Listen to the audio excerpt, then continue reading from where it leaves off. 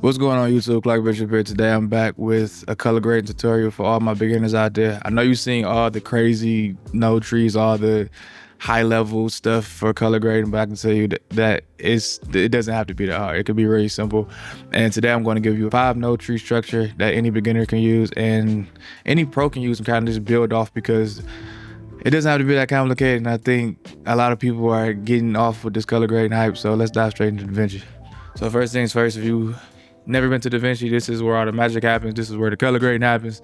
This is how you do it. And all your clips that's on your timeline are going to show up here. So if you want to add nodes to your node tree, you're just going to press Option S. I'm going to do 5 node trees. And the first things first is you're going to add your color space transform.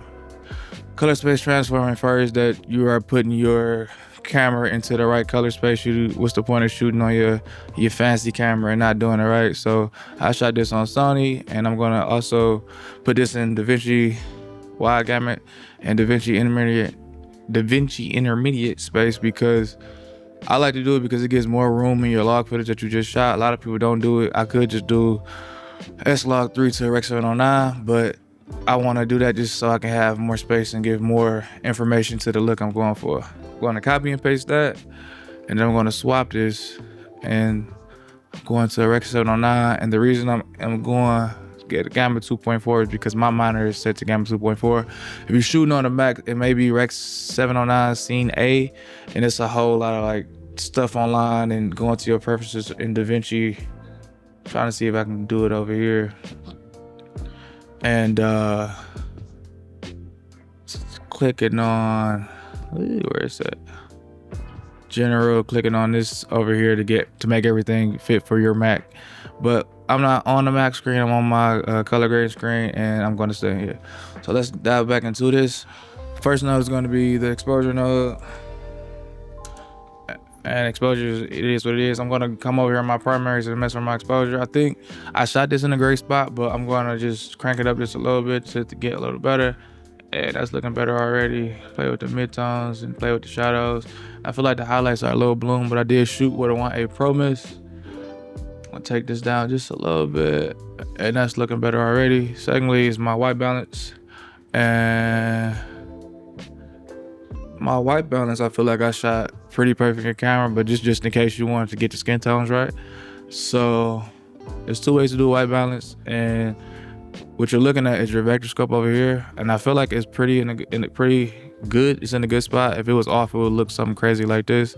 But I shot this, I think, very well. I didn't use a white card, but I did just have my my lights rated and my camera rated at the same white balance.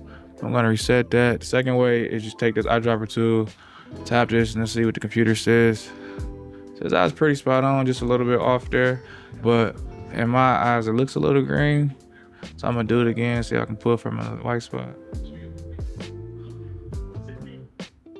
Yeah, so that's a lot better, and I feel like this is kind of what it looked like in real life too. You never know, different monitors and everything can like just change, but once I'm on my color grade monitor, I like to get the exact white balance going on. And lastly is just a look, and you can do anything. Like you can like push this to go all the way green. You want to go to matrix, you can go magenta, but what I like to do for a simple look is just a classic teal and orange. So I'm gonna put a little blues in the highlights. That's looking good already, and I'm gonna push it back with a little orange here. And that's looking peachy. So that's the simple 5-step node tree. So I'm gonna go just see if it translates to the next screen. So this is the same shot, just in a close-up. I'm gonna press Control, left click, and apply this.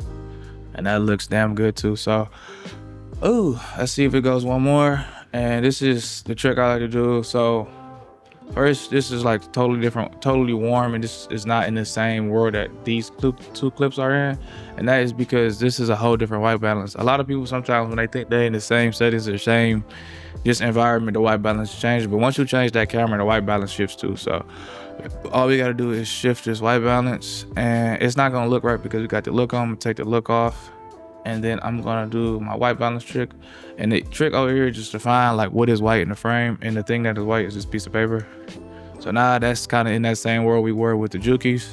And then I'm gonna put my look back on, And there you go. So those are the 5 notes that I got in this note tree to make a clean look. I feel like people kind of take it too far online. If you were a beginner, I know you could be very intimidated by it, but you don't gotta be, and that's why I'm here. So I appreciate y'all for watching the video, checking this out. If you got a second, subscribe to the channel, like the video, comment, all that stuff helps, and all the other YouTube stuff people be saying. So I appreciate y'all for tuning in. I'm Clark Bishop. Peace.